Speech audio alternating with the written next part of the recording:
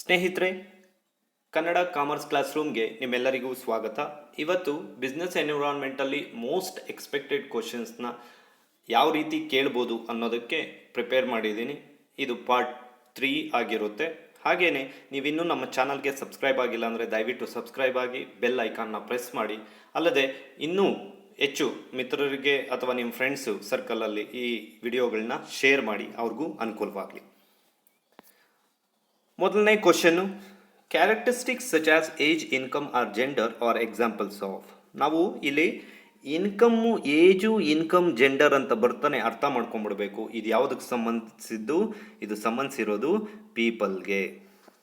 ಅಂದರೆ ಪೀಪಲ್ ಅಂತ ಬರ್ತಾನೆ ಇಲ್ಲಿ ಹೌಸ್ ಹೋಲ್ಡು ಇದೆ, ಇನ್ಕಮ್ ಡಿಸ್ಟ್ರಿಬ್ಯೂಷನ್ ಇದೆ, ಸೋಷಿಯಲ್ ಕಲ್ಚರ್ ಇದೆ, ಡೆಮೋಗ್ರಫಿಕ್ ಇದೆ. ಆದರೆ ಕ್ಲೀನಾಗಿ ಅರ್ಥ ಮಾಡ್ಕೊಳ್ಳಿ, ಏಜು, ಇನ್ಕಮ್ಮು, ಜೆಂಡರ್ ಅನ್ನೋದು ಇನ್ಕ್ರೀಸ್ ಆಗ್ತಾ ಅಥವಾ ಡಿಕ್ರೀಸ್ ಆಗ್ತಾ ಇರುತ್ತೆ. ಅದಕ್ಕೆ ಇದು ಯಾವುದ್ರಲ್ಲಿ ಬರುತ್ತೆ? ಡೆಮೋಗ್ರಾಫಿಕಲ್ಲಿ ಬರುತ್ತೆ. ಹಾಗಾದರೆ ಇಲ್ಲಿ ರೈಟ್ ಆನ್ಸರು ಯಾವುದಾಗಿರುತ್ತೆ? ಡೆಮೋಗ್ರಾಫಿಕ್. ಅಲ್ಲದೆ ಈ ಬಿಸ್ನೆಸ್ ಎನ್ವಿರಾನ್ಮೆಂಟ್ ಅನ್ನೋದು ಏನಿದೆ, ಈ ಬಿಸ್ನೆಸ್ ಎನ್ವಿರಾನ್ಮೆಂಟಲ್ಲಿ 2 ಟೈಪ್ಸ್ ಆಫ್ ಎನ್ವಿರಾನ್ಮೆಂಟ್ ಇದೆ. ಯಾವುದ್ಯಾವುದು? Internal environment, external environment. Again ಈ ಎಕ್ಸ್ಟರ್ನಲ್ ಎನ್ವಿರಾನ್ಮೆಂಟಲ್ಲಿ 2 ಟೈಪ್ಸ್ ಇದೆ. ಮೈಕ್ರೋ ಇದೆ, ಮ್ಯಾಕ್ರೋ ಇದೆ. ಈ ಮ್ಯಾಕ್ರೋ ಅಲ್ಲಿ ಯಾವುದೆಲ್ಲ ಬರುತ್ತೆ? Economic, again economic, non economic ಬರುತ್ತೆ. ನೋಡಿ, ಈ ಡಯಾಗ್ರಾಮಲ್ಲಿ ಖಂಡಿತ ಒಂದು ಕ್ವಶನ್ನು ಫ್ರೇಮ್ ಆಗೇ ಆಗಿರುತ್ತೆ. ಆದಷ್ಟು ಈ ಡಯಾಗ್ರಾಮ್ ಕ್ವಶನ್ಸ್ನ ನೀವು ಫ್ರೇಮ್ ಮಾಡ್ಕೊಳ್ಳಿ, ಯಾವ ರೀತಿ ಕೇಳ್ಬೋದು ಅಂತ. ಎಕನಾಮಿಕ್ಕು, ನಾನ್ ಎಕನಾಮಿಕ್ ಅಂತ ಬಂದಾಗ ಈ ನಾನ್ ಎಕನಾಮಿಕ್ ಯಾವುದಾಗಿರುತ್ತೆ? ಪೊಲಿಟಿಕಲ್ಲು, ಡೆಮೋಗ್ರಫಿಕ್ಕು, ಸೋಷಿಯಲ್ಲು, ಟೆಕ್ನಾಲಜಿಕಲ್ ಬರುತ್ತೆ. ಅದರಿಂದ ಆದಷ್ಟು ಇದರ ಬಗ್ಗೆ ಕಾನ್ಸಂಟ್ರೇಟ್ ಮಾಡಿ ನಿಮ್ಮದೇ ಒಂದು ನೋಟ್ಸ್ ಪ್ರಿಪೇರ್ ಮಾಡ್ಕೊಳ್ಳಿ. Question number 2. Which of the following is not an environmental force which must be monitored by marketers? ಹಾಗಾದರೆ ಇದರಲ್ಲಿ ಯಾವುದು ಎನ್ವಿರಾನ್ಮೆಂಟಲ್ ಫೋರ್ಸ್ ಅಲ್ಲ ಮಾರ್ಕೆಟರ್ಸ್ಗೆ ಅಂದರೆ, ಡೈರೆಕ್ಟ್ ಆನ್ಸರ್ ಹೇಳೋದಾದರೆ ಮೆಗಾ ಟ್ರೆಂಡ್ಸ್. ಅಂದರೆ ಡೆಮೋಗ್ರಾಫಿಕ್ಕು, ನ್ಯಾಚರು, ಪೊಲಿಟಿಕಲ್, ಲೀಗಲ್ಲು ಇವೆಲ್ಲ ಅವ್ರಿಗೆ ಈಸಿಯಾಗಿ ಮಾನಿಟರ್ ಮಾಡ್ಬೋದು ಎನ್ವಿರಾನ್ಮೆಂಟಲ್ಲಿ. But mega trends not a force which must be monitor by marketers. Next, question number 3. Which of the following is not an element of micro environment of business? ನಾವು already ಹೇಳಿದ್ದೀವಿ, ಸಪ್ಲೈಯರ್ಸು, competitors, public ಇವರೆಲ್ಲ micro ಎನ್ವಿರಾನ್ಮೆಂಟಲ್ಲಿ ಬರ್ತಾರೆ. ಆದರೆ trade policies micro ಎನ್ವಿರಾನ್ಮೆಂಟಲ್ಲಿ ಬರಲ್ಲ. ಹಾಗಾದರೆ ಇಲ್ಲಿ right answer ಯಾವುದು? Trade policy. ಇನ್ನು ಕ್ವಶನ್ ನಂಬರ್ 4 ಬಂದರೆ, which of the following is not equipment of monetary policy? ಇದಂತೂ ವೆರಿ ವೆರಿ ಇಂಪಾರ್ಟೆಂಟು. ಯಾಕಂದರೆ ಮಾನಿಟರಿ ಪಾಲಿಸಿ ಅಥವಾ ಟೈಪ್ಸ್ ಆಫ್ ಪಾಲಿಸೀಸು ನಿಮಗೆ ಕಂಪ್ಲೀಟಾಗಿ ಗೊತ್ತಿರಬೇಕು. ಈ ಟೈಪ್ಸ್ ಆಫ್ ಪಾಲಿಸಿಯಲ್ಲಿ ಖಂಡಿತ ಒಂದು ಕ್ವಶನ್ನು ಕೇಳ್ತಾರೆ. ಹಾಗಾದರೆ ಎಲ್ಲದಕ್ಕೂ ಮುಂಚೆ ಫಸ್ಟ್ ನಾವು ಟೈಪ್ಸ್ ಆಫ್ ಪಾಲಿಸೀಸ್ ತಿಳ್ಕೊಳ್ಳೋಣ. ಟೋಟಲು 3 ಟೈಪ್ಸ್ ಆಫ್ ಪಾಲಿಸೀಸು ನಮ್ಮ ಇಂಡಿಯಾದಲ್ಲಿದೆ. ಯಾವುದ್ಯಾವುದು? ಹಾಗಾದರೆ first one foreign trade policy, second one monetary policy,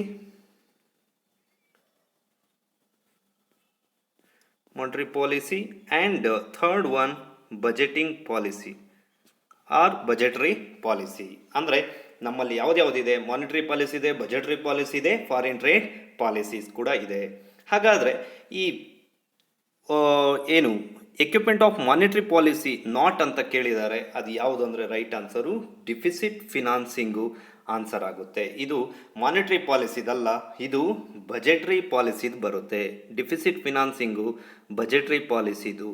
ಹಾಗಾದರೆ ಇನ್ನು 3 activities of open market, cash reserve ratio, legal liquidity ratio ಇವೆಲ್ಲ ಯಾವುದ್ರದ್ದು? ಹಾಗಾದರೆ 1, 2, 3 ಇವೆಲ್ಲ ಯಾವುದು ಅಂದರೆ ಇವು ಮಾನಿಟರಿ ಪಾಲಿಸಿದಾಗಿರುತ್ತೆ.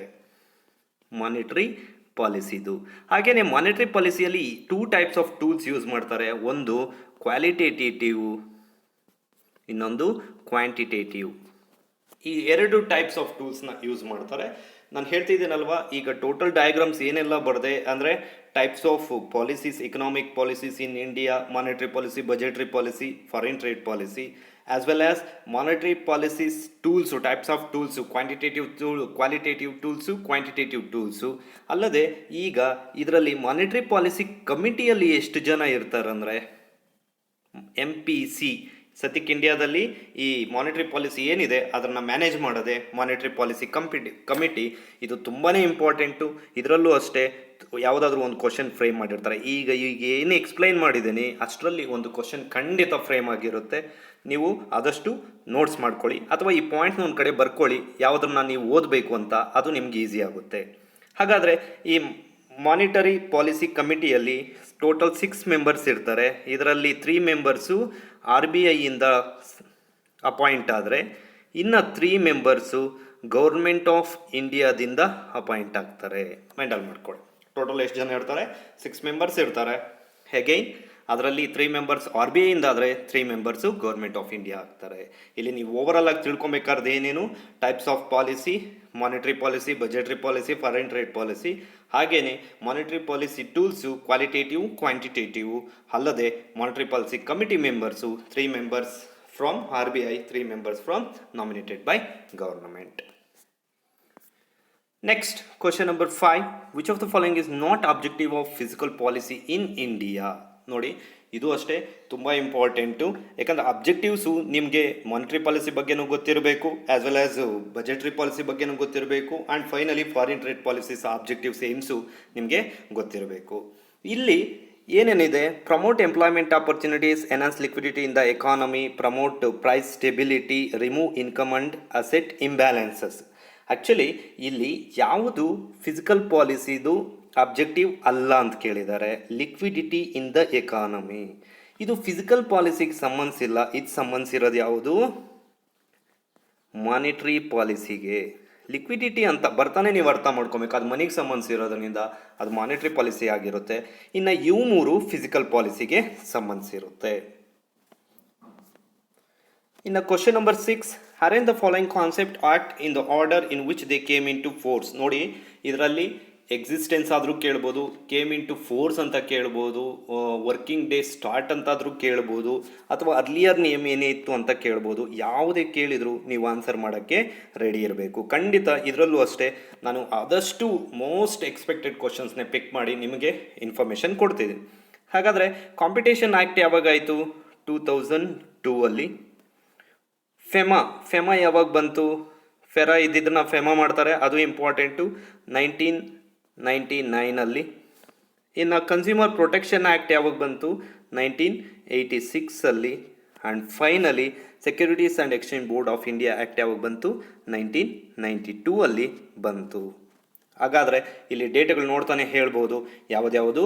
3, 4, 2, 1. ರೈಟ್ ಆನ್ಸರ್ ಯಾವುದಾಗುತ್ತೆ? ಎ ಆಗುತ್ತೆ.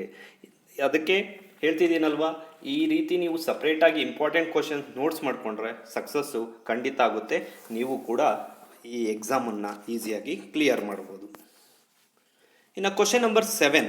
Adoption and promotion of e-commerce by the government comes under which element of business environment? ನೋಡಿ, ಈ ಕ್ವಶನ್ ನೋಡ್ತಾನೆ ನೀವು ಸಡನ್ನಾಗಿ ರೈಟ್ ಆನ್ಸರ್ ಅಂತ ಯಾವುದನ್ನು ಟಿಕ್ ಮಾಡ್ತೀರಾ? ಟೆಕ್ನಾಲಜಿ ಅಂತ ಟಿಕ್ ಮಾಡ್ತೀರಾ. ಇನ್ ಕೇಸ್ ನೀವು ಟೆಕ್ನಾಲಜಿ ಅಂತ ಟಿಕ್ ಮಾಡಿದರೆ ಅದು ರಾಂಗ್ ಆಗುತ್ತೆ. ಯಾಕೆ? ಇಲ್ಲಿ ನೋಡಿ, E commerce by the government ಅಂತ ಬಂದಾಗ ಗೌರ್ನಮೆಂಟ್ ಬರೋದು ಯಾವುದರಲ್ಲಿ? ಪೊಲಿಟಿಕಲಲ್ಲಿ. ಹಾಗಾದರೆ ಇಲ್ಲಿ ರೈಟ್ ಆನ್ಸರ್ ಯಾವುದಾಗುತ್ತೆ? ಪೊಲಿಟಿಕಲ್ ಎನ್ವಿರಾನ್ಮೆಂಟಲ್ಲಿ ಬರುತ್ತೆ. ಅದಕ್ಕೆ ಹೇಳೋದು, ನಿಮ್ಗೆ ಆನ್ಸರ್ಸ್ ಎಲ್ಲ ಗೊತ್ತಿರುತ್ತೆ, ಬಟ್ ಕನ್ಫ್ಯೂಷನಲ್ಲಿ ಯಾವುದೋ ಆನ್ಸರ್ ಮಾಡೋಕ್ಕೆ ಹೋಗಿ ಇನ್ಯಾವುದೋ ಮಾಡಿರ್ತೀರಾ, ಆವಾಗ ರಾಂಗ್ ಆಗುತ್ತೆ. ದಯವಿಟ್ಟು ಆ ರೀತಿ ಮಾಡಬೇಡಿ. ಒಂದು ಸರಿ ಅಲ್ಲದೆ 2 ಸರಿ ಕ್ವಶನ್ನ ಓದ್ಕೊಳ್ಳಿ. ಇನ್ನು ಕ್ವಶನ್ ನಂಬರ್ 8. ಸ್ಟೇಟ್ಮೆಂಟ್ 1, ಸ್ಟೇಟ್ಮೆಂಟ್ 2 ಕೊಟ್ಟಿದ್ದಾರೆ. ನೀವು ಇದರಲ್ಲಿ ಯಾವ್ದು ಕರೆಕ್ಟು ಯಾವ್ದು ತಪ್ಪು ಅಂತ ನೋಡಬೇಕಷ್ಟೆ. Business refers to all those activities which are related to the production and distribution of goods and service. ಖಂಡಿತವಾಗ್ಲೂ ಬಿಸ್ನೆಸ್ ಕೆಲಸ ಏನು? ಗೂಡ್ಸು ಮತ್ತು ಸರ್ವಿಸಸ್ನ ಪ್ರೊಡ್ಯೂಸ್ ಮಾಡಿ ಅದನ್ನು ಯಾರಿಗೆ? ಕಸ್ಟಮರ್ಸ್ಗೆ ಸೇಲ್ ಮಾಡೋದು. ಅಂದರೆ ಇಲ್ಲಿ production, distribution of goods and services ಯಾರಿಗೋಸ್ಕರ ಮಾಡ್ತಾರೆ? ಹ್ಯೂಮನ್ಸ್ಗೋಸ್ಕರ ಮಾಡ್ತಾರೆ. ಅದರಿಂದ ಇದು ರೈಟ್ ಆಪ್ಷನ್. ಹಾಗಾದರೆ statement 2. Environment refers to all external forces which have bring on the functioning of the business. ಖಂಡಿತವಾಗ್ಲೂ all the external factors influence or affect the business activities or firms, that what we called environment ಅಂತ ಕರಿತೀವಿ. ಹಾಗಾದರೆ ಈ part ಕೂಡ right ಆಗಿದೆ. ಇಲ್ಲಿ ಹಾಗಾದರೆ option ಯಾವುದು? Option 3, statement 1 and 2 are correct. ಈ ರೀತಿ ಕ್ವಶನ್ಸು. ಇಲ್ಲಿ ಇನ್ನೊಂದು ನಿಮಗೆ ಟೆಕ್ನಿಕ್ ಹೇಳ್ಕೊಡ್ತೀನಿ ನೋಡಿ. ನಾಟ್ ಅಂತ ಕೊಟ್ಟಾಗ ಆಲ್ವೇಸ್ ಅಂತ ಕೊಟ್ಟಾಗ ನೀವು ತುಂಬಾ ಯೋಚನೆ ಮಾಡಿ. ನಾಟ್ ಅಂತ ಕೊಟ್ಟಾಗ ಈ ಆಪ್ಷನ್ ರೈಟ್ ಇರುತ್ತೆ, ಈ ಆಲ್ವೇಸ್ ಅಂತ ಕೊಟ್ಟರೆ ಅದು ರಾಂಗ್ ಇರುತ್ತೆ. ಈ ಟೆಕ್ನಿಕ್ ಯೂಸ್ ಮಾಡಿಕೊಂಡು ನೀವು ಈಸಿಯಾಗಿ ಆನ್ಸರ್ಸ್ನ ಫೈಂಡ್ ಮಾಡ್ಬೋದು. Next question number 9. Which of the following policy has lost its sheen consequent to the implementation of GST laws in India? ಅಂದರೆ ಯಾವುದೋ ಒಂದು ಪ್ರಾಡಕ್ಟು ಅದರ ಇಂಪಾರ್ಟೆನ್ಸ್ನ ಕಳ್ಕೊಂಡ್ಬಿಡ್ತು GSTಯಲ್ಲಿ. ಹಾಗಾದರೆ ಆ ಪ್ರಾಡಕ್ಟ್ ಯಾವುದು ಅಂತ ಇಲ್ಲಿ ನೀವು ಮೇಜರಾಗಿ ನಾನು ಹೇಳಿದ್ನಲ್ವ, ನಿಮ್ಗೆ ಆನ್ಸರ್ಸ್ ಗೊತ್ತಿರುತ್ತೆ, ಬಟ್ ಯಾವುದೋ ಕೆಲವು ವರ್ಡ್ಸ್ ಕೊಟ್ಟಿರೋದ್ರಿಂದ ನೀವು ಕನ್ಫ್ಯೂಷನ್ ಆಗ್ತೀರಾ. ಇಲ್ಲಿ ನೀವು ತಿಳ್ಕೊಬೇಕಾಗಿರೋದು ಶೀನ್ ಅಂದರೆ ಏನೂ ಇಲ್ಲ, ನಮ್ಗೆ ಇದರಲ್ಲಿ ಚುಮ್ಕಿ ಅಂತೀವಿ. ಈ ಗ್ಲೋಯಿಂಗ್ ವರ್ಡ್ ಇರುತ್ತೆ, ಗ್ಲೋಯಿಂಗ್ ಆಬ್ಜೆಕ್ಟ್, ಅದನ್ನೇ ಚುಮ್ಕಿ ಈ ನೆಕ್ಕಿ ಅಂತಲೂ ಕರಿತೀವಿ ಹಳ್ಳಿ ಲ್ಯಾಂಗ್ವೇಜಲ್ಲಿ. ಇದನ್ನೇ ಶೀನ್ ಅಂತ ಕರಿತೀವಿ. ನೋಡಿ, ಇದು ನಮ್ಮೆಲ್ರಿಗೂ ಗೊತ್ತು, GST ಮತ್ತು ಶೀನ್ ಅಂದರೆ ಏನು ಅನ್ನೋದು ಗೊತ್ತು. ಆದರೆ ಆ ಶೀನ್ ಅನ್ನೋ ವರ್ಡ್ ಗೊತ್ತಿಲ್ಲ. ಅದೇ ಡೈರೆಕ್ಟಾಗಿ ಅವ್ರು ಕೇಳಿಬಿಟ್ಟಿದ್ರೆ ಗ್ಲೋಯಿಂಗ್ ಆಬ್ಜೆಕ್ಟ್ ಅಂತ ಅಥವಾ ಅದ್ರ ರಿಯಲ್ ನೇಮು ನಿಮಗೆ ಈಸಿಯಾಗಿ ಫೈಂಡ್ ಮಾಡಿಬಿಡ್ತಾ ಇದ್ರಿ. ಚಮ್ಕಿ ಅಂತಲೂ ಕರಿತೀವಿ. ಆದರೆ ಇಲ್ಲಿ ಶೀನ್ ಅಂತ ಕೊಟ್ಟಿರೋದ್ರಿಂದ ತುಂಬ ಜನ ಕನ್ಫ್ಯೂಷನ್ ಆಗಿ ರಾಂಗ್ ಮಾಡ್ಕೊಳ್ತೀರಾ. ಹಾಗಾದರೆ ಇದು ಬರೋದು ಯಾವುದರಲ್ಲಿ ಅಂದರೆ ಫಿಸಿಕಲ್ ಪಾಲಿಸಿ. ಯಾಕೆ ಫಿಸಿಕಲ್ ಪಾಲಿಸಿಯಲ್ಲಿ ಬರುತ್ತಂದರೆ, ಫಿಸಿಕಲ್ ಪಾಲಿಸಿ ಅಂಡರ್ ಬರೋದು ಯಾವುದು? Taxation policy. ಈ ಟ್ಯಾಕ್ಸೇಷನ್ ಪಾಲಿಸಿ ಅಂಡರ್ ಬರೋದು ಯಾವುದು? Direct tax, indirect tax. Again indirect ಟ್ಯಾಕ್ಸಲ್ಲಿ ಬರೋದು ಯಾವುದು? GST. ಅಗೈನ್ GSTಯಲ್ಲಿ GSTನ ಕಂಟ್ರೋಲ್ ಮಾಡೋದು ಯಾವುದು? GST act. ಈ GST ಆ್ಯಕ್ಟು GSTನ ಕಂಟ್ರೋಲ್ ಮಾಡ್ತಾ ಇರುತ್ತೆ. ಅದಕ್ಕೆ ಇಲ್ಲಿ ರೈಟ್ ಆನ್ಸರು ಫಿಸಿಕಲ್ ಪಾಲಿಸಿ. ನೋಡಿ ಫ್ರೆಂಡ್ಸ್, ಎಷ್ಟೋ ಜನ ನಮಗೆ ಆನ್ಸರ್ಸ್ ಗೊತ್ತಿರುತ್ತೆ, ಬಟ್ ಆ ವರ್ಡ್ ಮೀನಿಂಗ್ ಗೊತ್ತಾಗದೆ ನಾವು ಮಿಸ್ ಮಾಡ್ಕೊಂಡು ಬರ್ತೀವಿ. ಅದಕ್ಕೆ ಆದಷ್ಟು ಆ ವರ್ಡ್ಸು ಯಾವುದಾದ್ರೂ ರಿಲೇಟೆಡ್ ವರ್ಡ್ಸ್ನ ಆದಷ್ಟು ಬರ್ಕೊಂಡು ಇಟ್ಕೊಂಡಿರ್ರಿ, ಯೂಸ್ ಆಗುತ್ತೆ. ಇನ್ನು ಕೊನೆಯದಾಗಿ 10ನೇ question. Which of the following industries vertical received a boost amid COVID-19 pandemic lockdown? ನೋಡಿ, ಈ ಪೆಂಡಮಿಕ್ ಆದಾಗ ತುಂಬ ಜನ, ಇವತ್ತು ನಮ್ಮ ಲೈಫ್ ಆಗ್ಬೋದು, ನಿಮ್ಮ ಲೈಫ್ಗಳಾಗ್ಬೋದು, ತುಂಬ ಜನನು ಕ್ರಿಟಿಕಲ್ ಆಗ್ತಾ ಬರ್ತಾ ಇದೆ, ಸಿಚುವೇಶನ್ ವರ್ಸ್ ಆಗಿ ಬರ್ತಾ ಇದೆ. ಆದ್ರೂ ನಾನು ನಿಮ್ಮ ಹತ್ರ ರಿಕ್ವೆಸ್ಟ್ ಮಾಡ್ಕೊಳ್ಳೋದು, ಆದಷ್ಟು ಮನೇಲೇ ಇದ್ದು ಕಲೀರಿ. ಅದರಲ್ಲೂ ನಿಮಗೆ ಇದು golden opportunity to learn much things and more time available to influence yourself. ಅದಕ್ಕೆ ನಾನು ನಿಮ್ಮ ಹತ್ರ ರಿಕ್ವೆಸ್ಟ್ ಮಾಡ್ಕೊಳ್ತಾ ಇರೋದು ಏನಂದರೆ, ಆದಷ್ಟು ಓದೋದ್ರ ಮೇಲೆ ಕಾನ್ಸಂಟ್ರೇಟ್, ಅದು ಫೋಕಸ್ ಮಾಡಿದರೆ ಐಡಿಯಲ್ ಆಗಿ ಖಂಡಿತವಾಗ್ಲೂ ಸಕ್ಸಸ್ ಮಾಡಿಕೊಂಡು ನೀವು ನೆಟ್ಟು ಅಥವಾ ಸ್ಲೆಟ್ ಏನಿದೆ ಅಪ್ಲೈ ಮಾಡಿದ್ರೆ ಖಂಡಿತ ಕ್ಲಿಯರ್ ಮಾಡ್ಕೊಬೋದು. Okay, let's come down.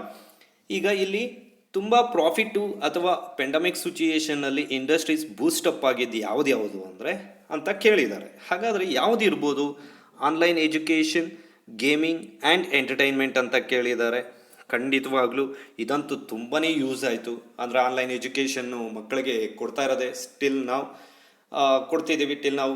ಅದರಿಂದ ಆನ್ಲೈನ್ ಎಜುಕೇಷನ್ ಯೂಸ್ ಆಗಿದೆ. ಗೇಮಿಂಗ್ ಆ್ಯಂಡ್ ಎಂಟರ್ಟೈನ್ಮೆಂಟು ತುಂಬಾ PUBG ಈ ರೀತಿವೆಲ್ಲ ಹಾಡ್ತಿದ್ದಾರೆ, ಅದರಿಂದ ಅದು ಇನ್ಕ್ರೀಸ್ ಆಗಿದೆ. ಇನ್ನು ಕಾಮರ್ಸ್ ಆ್ಯಂಡ್ ಪೇಮೆಂಟ್, ಇಲ್ಲಿ ಪೆಗ್ಮೆಂಟ್ ಅಂತ ಆಗಿದೆ, ಪೇಮೆಂಟ್ ಮಾಡ್ಕೊಳ್ಳಿ.